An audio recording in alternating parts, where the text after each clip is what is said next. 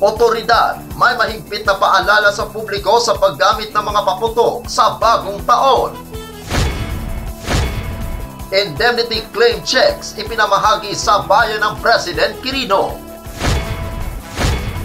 At 53 milyon na agricultural development infrastructure projects formal ng itinurn over sa bayan ng Bagong Bayan at Esperanza. Yan ang ulo ng mga balita sa pagbabalik ng Sultan Kudarat Headliners.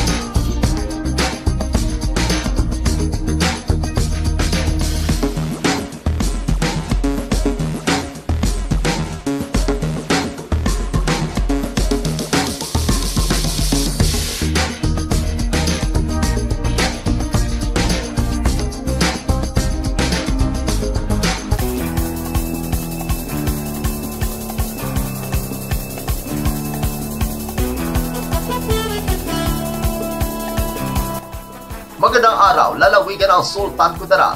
Narito ng mga pangunahing balita sa Sultan Kudarat Headliners ngayong Disyembre 30, taong 2023. Otoridad, may mahigpit na paalala sa publiko sa paggamit ng mga paputok sa bagong taon. Narito ang ulat. Kasama ang Libak Municipal Police Station at Bureau of Fire Protection Libak na pinamalakas ngayon ang kampanya kaugnay sa paggamit ng firecrackers at pyrotechnics sa bayan ng Libak.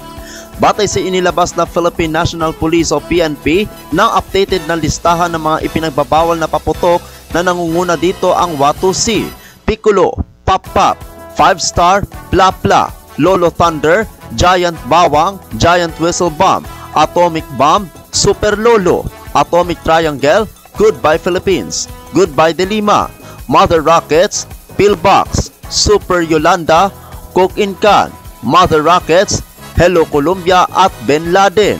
Ayon kay Police Lieutenant Colonel Julius Malcontento, dahil sa direktiba ng pambansang pulisya, kaya naghigpit na rin sila lalo na sa firecrackers at pyrotechnics sa mga retailers sa bayan, kung saan peligroso ito dahil masyadong sensitibo kapag lantad sa friction, impact at init dahilan sa pagmulan ng pagsabog. Sa hiwalay na pahayag, sinabi ni Fire Officer 2 Mark Alvaro Ubasa, Chief Customer Relations Unit, Oplan Ligtas na Pamayanan Monitor and Chief Public Information Section, mas mainam na sumusunod sa alintuntunin para ligtas ang pagsalubong ng bagong taon. Habang inabutan naman ang pagbubukas ng stall ng mga nagtitinda ng paputok sa harap ng gym, kung saan inamin ng mga vendors na masyadong matumal ang bentahan ng paputok. Kaugnay nito, sinabi pa ni Irene Bautista at Alfred Calawag na may legal naman na paputok at pailaw silang binibenta kagaya ng Baby Rocket, Bawang, El Diablo, Judas, Belt, Paper Cups, Pulling of Strings, Skyrocket o Wheaties, Small Triangulo, Butterfly, Fountain, Jumbo, Regular and Special Luces, Whistle Device, Trompilyo, Sparklers, Roman Candle at Mabuhay. Sa datos ng pribado at pampublikong pagamutan, wala pa namang anumang kasong firecracker-related incidents sa bayan ng Libak. Ako ang inyong kaibigang Apolinario 30 Valencia para sa Sultan Kudarat Headliners. Indemnity claim checks ipinamahagi sa bayan ng President Quirino. Narito ang ulat. Sa pangunguna ng Office of the Municipal Agriculturist sa ilalim ng pamumuno ni Engineer Onofre P. Asuncion at ng kanyang mga staff at mga personnel mula sa Philippine Crop Insurance Corporation o PCIC RFO 12 ay matagumpay na ipamahagi ang mga indemnity claim checks bilang bayad danyo sa mga nasirang pananim at namatay na mga alagang hayop pang agrikultura.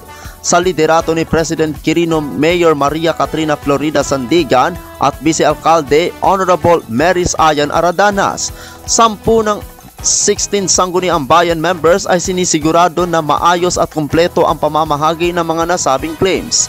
Lubos din ang kanilang pasasalamat sa ama ng lalawigan ng Sultan Kudarat na si Governor Dato Pax Ali Sangki Mangudadato, Vice Governor Radensi Sakaluran at Congresswoman Bayrihan Mangudadato Sakaluran Abdurajak sa walang sawang pagbigay at suporta sa bayan ng President Quirino. Ang mga magsasakang nakatanggap ng nasabing claims ay mga rehistradong magsasaka din ng Registry System for Basic Sectors in Agriculture o PSBSA. Ako ang inyong kaibigang Apolinario 30 Valencia para sa Sultan Kudarat. Headliners.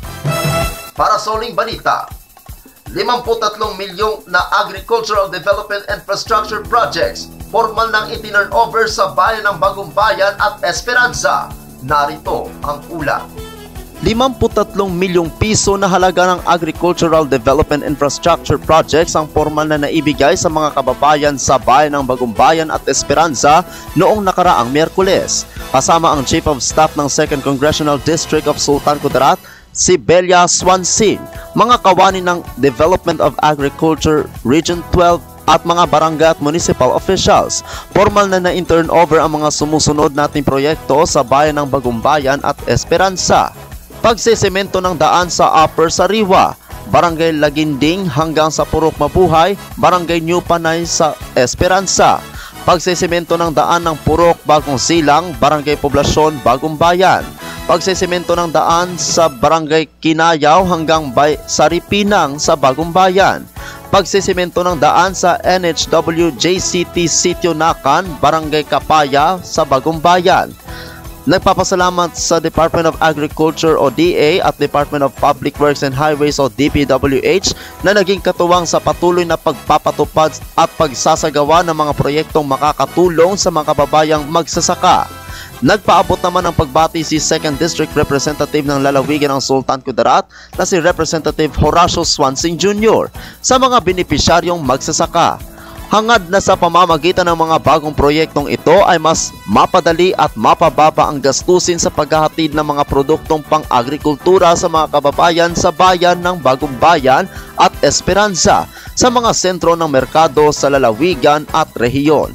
Ako ang inyong kaibigang Apolinario 30 Valencia para sa Sultan Kudarat. Headliners.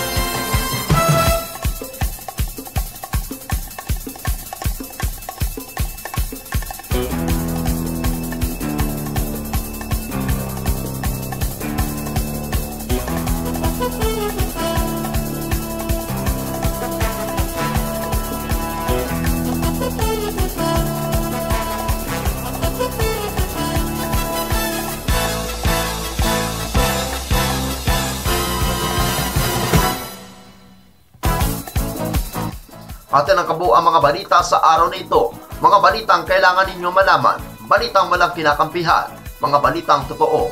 Mga balitang may dalang aral at inspirasyon. Ito ang Sultan Kudarat Headliners. Hanggang sa Lunes, happy weekend. Maraming salamat at magandang araw, kaibigan.